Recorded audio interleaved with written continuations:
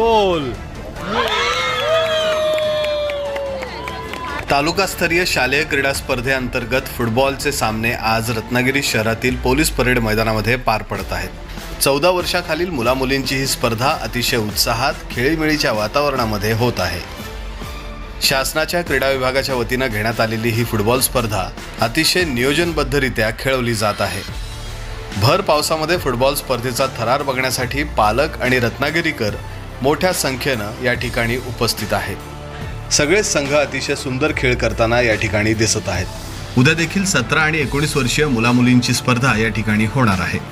Mushtaq Khan, माय Konkan, Ratnagiri.